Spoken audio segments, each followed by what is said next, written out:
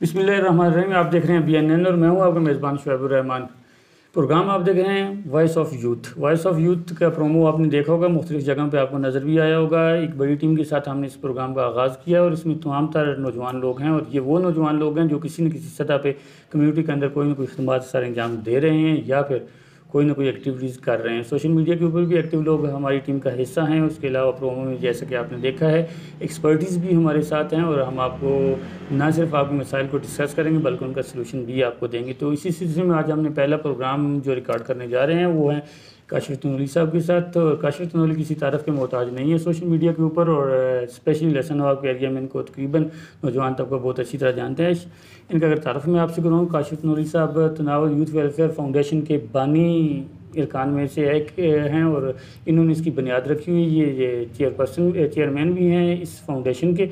और इनके कैरियर की बात अगर मैं करूं तो ये character building society government degree का लहसन नवाब के जनरल सेक्रेटरी रह चुके हैं। यहाँ से इन्होंने अपनी दौरान तलब इल्मी में वेलफेयर के काम का आगाज़ किया। उसके बाद जब ये हज़ारा यूनिवर्सिटी गए तो वहाँ पर भी इन्होंने तनावल स्टूडेंट फाउंडेशन की बुनियाद रखी और उसमें भी बहुत अहम किरदार इन्होंने अदा किया और वहाँ पे भी जो स्टूडेंट थे उनको हेल्प आउट करते रहे हैं।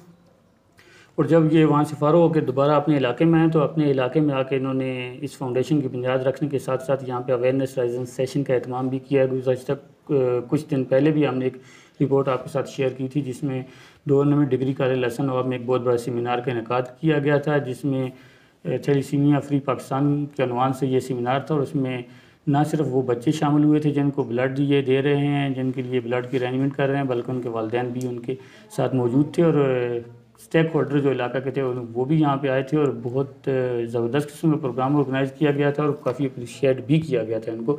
तो आज हमने उनको अपने प्रोग्राम में दावत दी है ताकि इस प्रोग्राम का आगाज़ हम एक अच्छे मकसद के साथ करें। तो हमारे साथ स्टूडियो में मौजूद हैं काशिफ साहब, आइए उनसे बात करते हैं।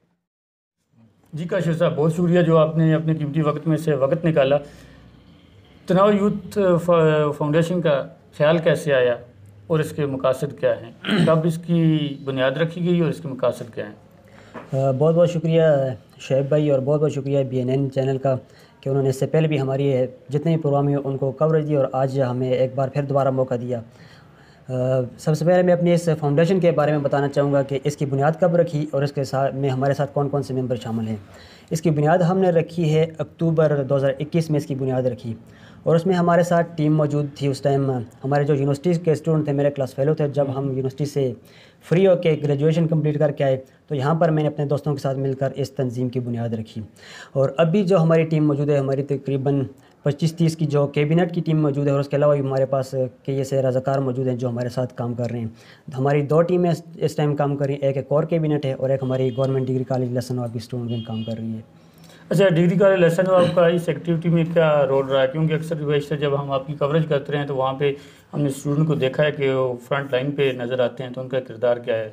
डिग्री कॉलेज जो लहसन नवाब की टीम है वो इंतहाई एक्टिवली काम कर रही है। वो एक तो जो ब्लड की अरेंजमेंट है वो कर रहे, उसमें बड़ा एक्टिव काम कर रही है। ब्लड को बड़ी इमीडिएट बेसिस पर उसका इंतज़ाम कर रही है ब्लड का। और उसके साथ साथ जो कुछ दिन पहले जो थैलीसीमिया फ्री पाकिस्तान के अनवान से सेमिनार का इनेकाद किए वो उस कॉलेज की टीम ने उसका इंतज़ाम किया है। अच्छा, वो कॉलेज ही में कॉलेज की टीम जो कैरेक्टर बिल्डिंग सोसाइटी है उसी ने किया था।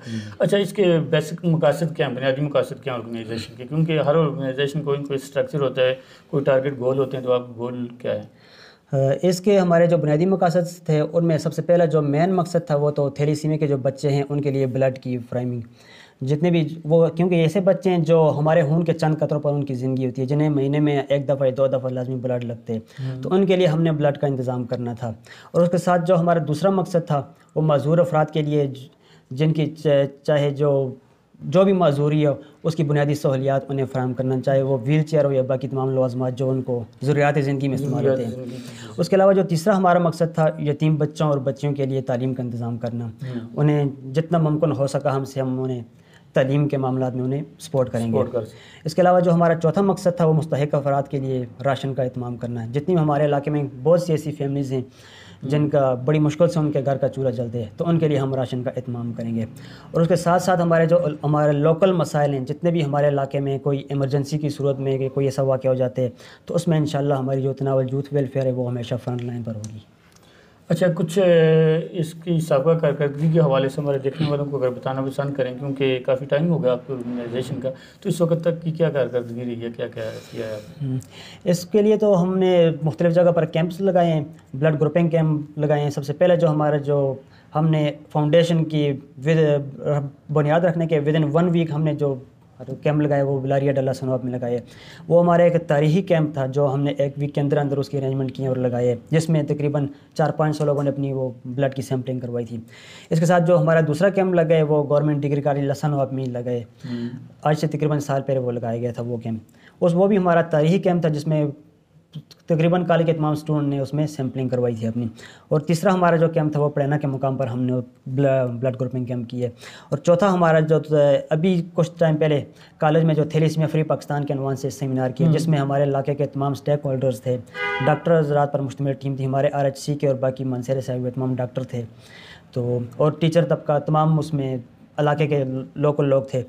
और इसके अलावा हमारी जो एक और पिछले रमज़ान में हमने किया था, रमज़ान राशन ड्राइव का एहतमाम किया था, जिसमें हमने 100 से ज़्यादा फैमिली को राशन की मुस्तहिक फैमिली तक हमने राशन पहुंचाया था। और हमारा जो 5वां जो हमारा एक और काम था हमने व्हील चेयर्स का। इससे पहले हमारा जो तकरीबन 1.5 साल हमारी इस ऑर्गेनाइजेशन को हो गया, इसमें हमने 5 से ज़्यादा बंदों को हम व्हील चेयर्स, मज़दूर अफराद को व्हील चेयर्स दे चुके हैं।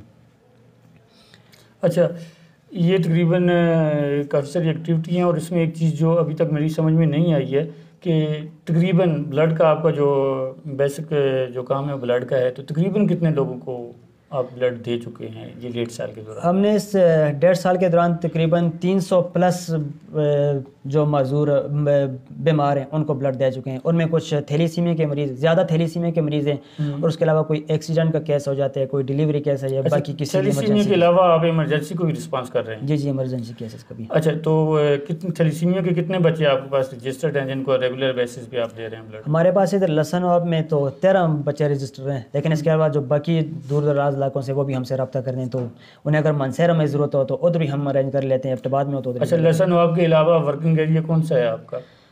मेन एरिया तो हमारा लसन नवाब और तनावल ही है।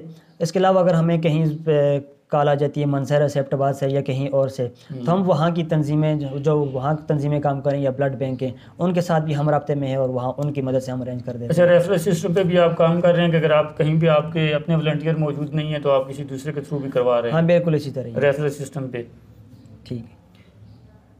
वॉलंटियर कितने आपके पास रजिस्टर्ड हैं जो ये कर रहे हैं, ब्लड दे रहे हैं? क्योंकि बेसिकली आपके पास ब्लड बैंक तो नहीं है, फ्रेश ब्लड आप कर रहे हैं तो लिस्टिंग होती है, तो कितने लोग आपके पास रजिस्टर हैं? हमारी जो रजिस्ट्रेशन का अमल है वो इस तरह है कि जब जिन लोगों की हम करते हैं ब्लड की सैम्पलिंग करते हैं वो हमारे पास रजिस्टर हो जाते हैं। तो अब तक तकरीबन हमारे पास 1000 से ज़्यादा सैम्पलिंग है। 1000 से ज़्यादा लोग वॉलंटियर आपके पास मौजूद हैं जो एनी टाइम ब्लड दे सकते हैं।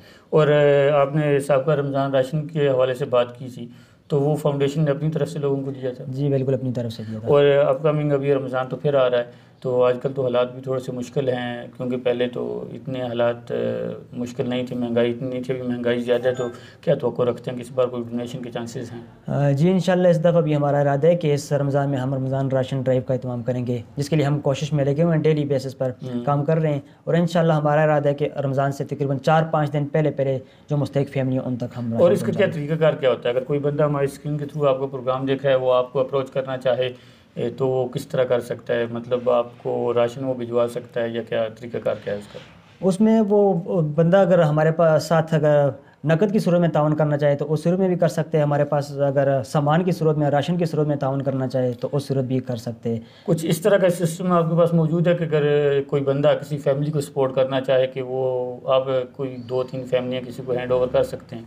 हाँ बिल्कुल, इस तरह भी कर सकते हैं। मतलब अगर कोई बंदा चाहे तो वो डायरेक्टली फैमिली के साथ भी कर सकता है, डायरेक्टली रब्ता कर सकते हैं। हम उन्हें बता देंगे कि इन फैमिली अपनी हमारी स्क्रीन के थ्रू हमारे देखने वालों को कोई स्पेशल मैसेज देना चाहेंगे?